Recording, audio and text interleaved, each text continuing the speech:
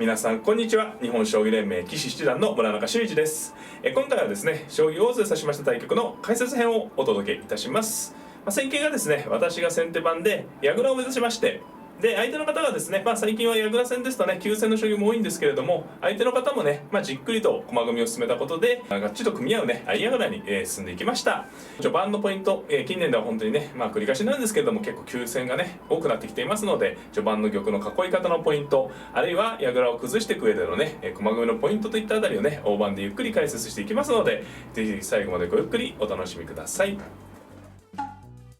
はい、ではね早速対局の方を振り返っていきたいと思います。本局私が先手番ですね。先手番で、7六歩、8四歩に6八銀とね、矢倉を目指しました。で、3四歩に7七銀とで6二銀、そうですね、何気ない序盤戦なんですけれども、プロのね公式戦近年ですね、ここ数年の、矢倉事情というかねではですね、最近では2六歩とねここで早めにねこう飛車先の歩をついて、もう2五歩とね、もう場合によってはこの歩までのついてしまって、こう相手のね出方を見る。これで後手番例えば2六歩に対して後手が4二銀と上がって2五歩に3三銀といった対応だったら、ちょっとね、角道が止まるので先手もゆっくり指そうかなと、ゆっくり組んでいこうかなと。でもし、2六歩に対して例えばですよ、仮にですけど7四歩2五歩7三銀のようにね、こう角の頭をこう受けずに、角の頭ね飛車の攻めを受けずに銀が出てくるような速攻を目指してきた場合には、先手もね2四歩と。矢倉を組むことよりも飛車のね活用を急いでね、自分の方も攻勢を取っていくという指し方が近年は先手も増えております。簡単に言いますとね、2六歩と突くことで、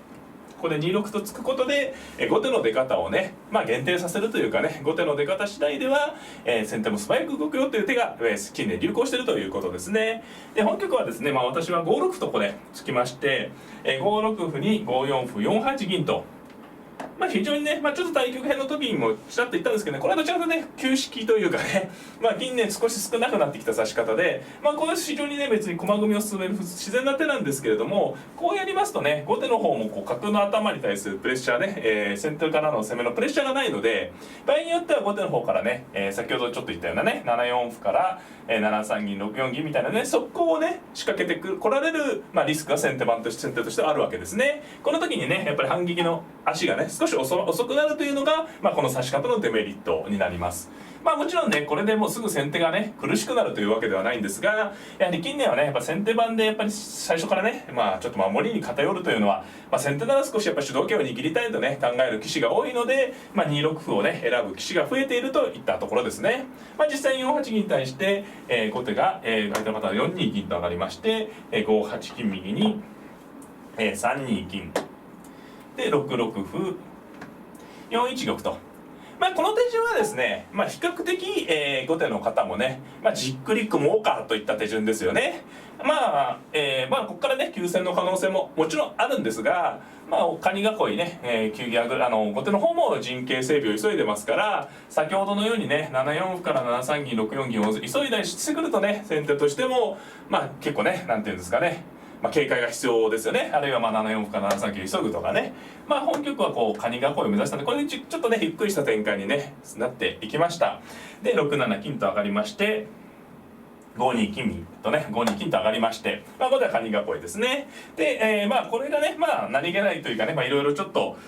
水面下でいろいろ変化があったんですけど、進んでた局面で、先手としてはねここがもう一つ分岐点になってきます。というのも今、矢倉の形でね、まだ未完成なんですけれども、ここからね矢倉に組む時に2つの、ルートがあります。1つがですね7八金と上がって6九玉と寄って7九角6八角でこうね玉を組んでいく、これがね非常に多い、矢倉の組み方ですね。定石書にも非常に多くよく出てくる、一番多い矢倉の組み方です。王道の組み方というかね。でもう一つですね、本局、やったんですけど早囲いという矢倉の組み方がありまして、こちらはねちょっとね上級者向きの駒組みになります。ここで、実戦ね私も早囲いを目指して7九角とね角を先に引くんですね。これだけですとねまだ金を上がって収めれば同じなんですけれども、7九角、3三銀に、3六歩とついて3一角にここでね6八玉と王様を、金の上をルートをね辿っていく。先ほどは金を上がって王様を寄って角を仏で組んでいったんですけれども、この状態で金とね角の上を王様が移動していく、これをね早囲いと言います。早囲い、早い囲いで早囲いね。でなんでこれがね早囲いと言われるかというと、この後ね駒組みが完成した時に角を一回移動する手間が省けてるんですね、実は。こちらのね、旧式、あれですね、よくあるルートですと角をこう一回どけないと王様囲えないんですが、早囲いの場合にはこの上のルートを通過しますので、もちろんここで角を上がれば元に戻るんですけれども、角を上がらずに指すことができるということですね。これが早囲いのメリットになります。ただですね、将棋はメリットがあればもちろんデメリットもあります。あと気をつけないといけないところがあります。で早囲いをする上で、まず気をつけないといけないのが相手の出方ですね。この早囲いという指し方は今言ったように一手得するので、一手得するという部分でちょっと欲張る指し方ですよね。そうするとですね、相手もねその欲張りを許さないという指し方をしてくる場合がもちろんありまして、具体的に言いますと今ねこれ3一角と今ね私ちょっと早囲いの説明の時言ったんですけど、7九角3三銀、そうですね、3三銀に3六歩と一回この3六歩と挟んだんですけど、これが実はねさりげない手なんですけどミソでして、これを早囲いに組むだけだったら6八玉と上がるんですけれども、この時に後手の出方が角がですね3六歩3一角で角引いてくれたからよかったんですけど、これね角がここにいると4四銀とね出てこう上から攻めてこられる可能性があるんですね。で上から攻められた時にこの早囲いという囲いは先ほどこの駒組みの仕方、こちらですと上からの攻めに非常に強いんですね。金銀がこう3枚いるので。で上からのルートで囲っていった場合はこの上からの攻めが非常にちょっと怖いんですね、先手からすると。例えばもうちょっと進めますとね、これで4四銀に7八玉7四歩、例えばですよ仮に、この辺で反撃していくような感じで指した時にこういった展開に仮になったとします。これ米長流急戦役だと言われる格好なんですけど、この時にね王様の位置と金の位置が効果で随分安定度が違うんですね。例えばじゃあ一例を挙げます。これ後手が例えば後手の番で5五歩同歩8五桂というような攻めをやってきた場合ですね。で銀がこう、どっか逃げたと。で5五銀というような感じになった時に、この時にどうですか皆さん、玉と金の位置がやはり上ですとねすぐこう6五歩、例えば同歩6六歩とか、王様近いですよね非常に。あるいはすぐにね6六銀と出てくるような手もあった時に非常にこの王様がなんていうんですか近いのお分かりいただけますかね。ですので皆様に今回早囲いをねご紹介してるんですけれども、早囲いをして、無事に駒組みが進めば一手得します。一手得しますというか、先手が少し得します。先手が得します。ただし気をつけないといけないのが、早囲いに移行する時に後手から上部から速攻を仕掛けられないようにするというのがとっても大事なポイントになるわけですね。ですので7九角3三銀とね、これ3三銀っていうのはいかにも普通の矢金組んでくれそうな雰囲気はあるんですよね。普通の矢金組んでくれそうな雰囲気はありますけど、ここで6八玉と上がると4四銀から角をねこの2二のまま使われるのは怖いんですよ。なので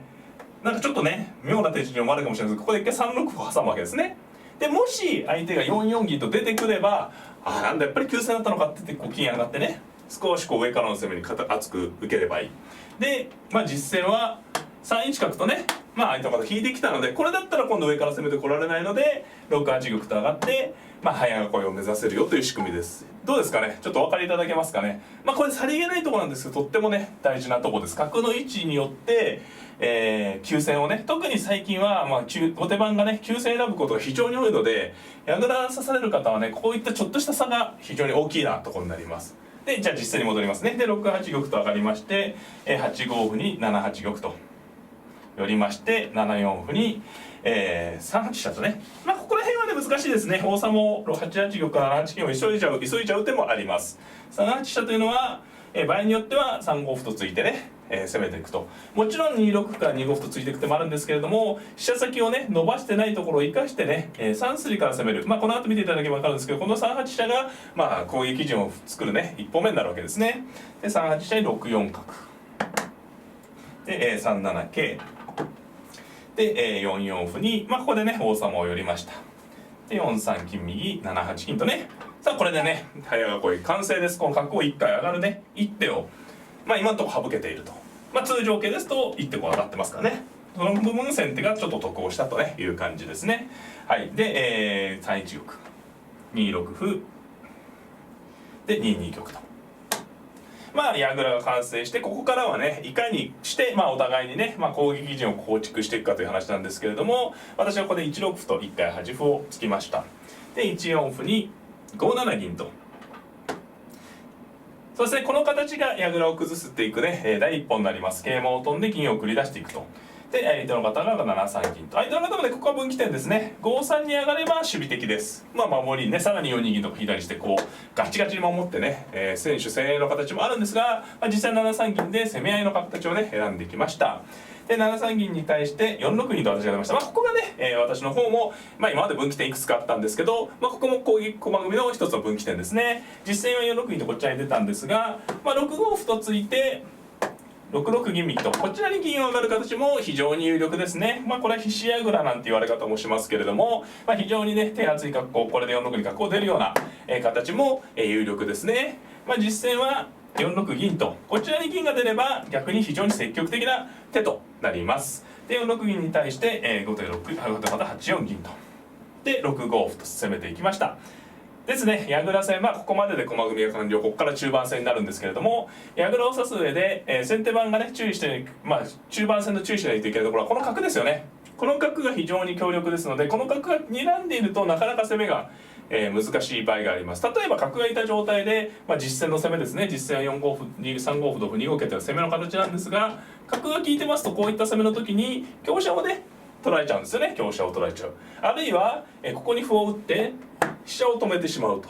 というように、この6四の角が非常に、先手からすると目障りなんですね。ですのでまあ目安なんですけれども、攻めていく、まあ一歩手前ですね。攻めていく直前にこの歩を突いて角をどかしてしまうというのが、まあ、先手としては一つの攻めのポイントです。で実戦はですねこれで5三角と引いたんですが、7三角と引いておく手もあったと思います。こちらに引けばねあくまでこの睨みを継続できると。まあ、この場合はですね先手もさらに攻めていくか香車を上がるとかね、一回香車を逃げておくような手もあるところですね。まあ、例えばですけど5五歩同歩3五歩から攻めていくというのが一つの例になります。この時にですね角が、6四にいますとねいつでもこう反撃、玉頭がね怖いんですけれども、こうやることでね7三桂と飛ばれなかったり、ここの8筋をね攻められても角が効いてないんでね先手陣がより安全になっているという利点があります。で6五歩をあまりね早く突きすぎてしまうと、攻める直前に突いた方がいいって言ったんですけど、あまりにもね早く突いてしまうと、ね、実戦のより5三角と引かれた後に、例えばですねここで後手の番になりますと7三桂と飛ばれると、この歩をね今度は狙われてしまうんですね。ですので仕掛ける直前につけば引かれて桂馬を飛ばれる前ですね、この局面でいよいよ攻めを決行することができるということですね。で実戦は3五歩と突きました。で同歩に2五桂と、そうですねこう桂馬を飛びまして、で、2四銀に3五銀と、まあ、これがね4六銀3七桂型の矢倉崩しの定番の攻めとなります。で、同銀同角と、まあ、繰り返しになりますが、もし6五歩5三角の交換がないとこれで後手の番ですからね、1九角成と根元の香車を取られてね、先手の攻めがなかなかうまくいかなくなります。まあ、この歩を追っておけば、まあ、実戦もあったんですが、ここで、3四歩と打った時に、4六角と、むしろマウントをね自分の方が、ポジションを取ってですね飛車取りに手順に引くことができるという仕組みになってるんですね。うまくできてるんですね、こういうふうにね。で相手の方7三桂と飛んで、そこで1五歩と。まあ矢倉戦はね一回攻め始めたら、まあ基本的には手を緩めずにどんどん攻めていく方がいいですね。というのも先手は、まあこれも先ほどの話のちょっと繰り返しになるんですけれども、これで攻めが止まってしまうとね、例えばこう角がもうどんどん下がるような感じだとこう相手の駒もねどんどん働いてくるんですよね。やった手が傷になってくるので、この瞬間はね、相手の桂馬も飛べないということで1五歩とどんどん攻めていきます。まあ実戦はここで3五銀と打ったんですが、1五同歩ですとね、まあいくつか攻めがあるんですけど、一番うまくいった例をやります。3三歩と打ちまして、で同桂で、これでなんか1筋関係ないように見えるんですけど、この時に1五香と走る手があるんですね。バッと香車を走る、まあ同香と仮に取ったりしますね。こうするとですねもういきなり詰みです。いきなり詰み1三角成とね、王手ね、王様引く2一か1一しかないですけど、それで1二銀と打つとなんとね、まあ、あっという間に詰ますことができる。まあ、この戦型非常に本当ね破壊力があるんですね、そういった意味で。でですね、この端を絡めることが非常に矢倉攻略のポイントでして、例えばこの時に1五歩じゃなくて3三歩とすぐ打つ攻めもあるんですよね。ただ1五歩が絡んでないと同桂と取られて、同桂成に同金と取られて、攻めとしてはねまた桂も打つような、これも攻めとしては立派な手なんですけど、これで金引かれるとね歩がなくてだんだん息切れしてくるんですよね。ここにまた歩打ちたいんですけど歩がない。でここまで来てね攻めれないって、ここで端を突くんではねスピードが違うんですよね。相手にこう駒を渡してから端を突くんではなくて、3三歩を後ろに回してですね、この段階ですと相手は銀しか持ってませんね。この段階で端を突けば銀しか持ってないことはね反撃が非常に難しいと。ということで、同歩ですと3三歩が今言ったようにね非常に厳しいので、3五銀とね相手の方は打ったんですが、構わず1四歩と取り組みまして、4六銀に3三歩と。このですね角はある意味おとりですよね。本線は本陣に迫っていまして、桂歩香ねでこうなられてもね金を取るって1三歩なのが厳しいです。実戦は同桂と相手の方は同じなんですけど、1三歩成と端を破りまして、これでね先手ペースの中盤戦となりました。はい、局面進みまして、こちら終盤戦ですね。もう私が後ね、非常に快調に攻め進みまして、ご覧のようにもう最終盤の局面ですね。私の方もこう反撃は多少入ってますけど、矢倉が手つかず、相手の方はねもう矢倉の金銀がいなくなってますからね、非常に私先手勝勢と言っていい局面ですね。今ね1三香と飛車取りに香車を打ったところですけれども、持ち駒に金香と思っていてね、ここに金銀がいますのでもうね、飛車を逃げる必要がない局面ですね。実戦は3三金と入りまして、3一玉と引いた手に4三銀成と。難しい手はいらないですね。形勢がいい時はこうやってじっくりね上からね行き止まりの下段の方に追っていけばいいと。で次に3二金打からの詰みがねあるので、2一玉とね逃げたんですけれども、駒でね受ける駒がないでしょうがないですね。3二金と、数を足した攻めてね、この局面で、相手の方の、投了と、なりました。これは簡単ですね。比較的簡単な即詰みですね。同飛車と取っても同成銀で、王様寄って金を入れば詰みと。3二金打ちに対して1一玉と逃げても2二金ね、こちらの金で入れば詰みということで、最後は比較的、安易なね即詰みとなりまして、先手のね私の勝利となりました。はい、皆様いかがだったでしょうか。戦型がね相矢倉ということで、特に序盤のところですよね。矢倉は好きなんだけれども組み上がる前に相手に攻められてしまうとか、あるいはなかなかね思うような形にね組み上げられないというね、矢倉結構ねそういう序盤が難しいんですよね、そういう意味でね。ですので本局かなりね早囲いを巡る、あたりとかね、じっくり解説しましたので、そういったあたりを繰り返し見ていただいてね、皆様実践にね役立てばいいなと思っております。この動画が良かったなという方はグッドボタンを、チャンネル登録の方をぜひぜひよろしくお願いいたします。それではまた、さようなら。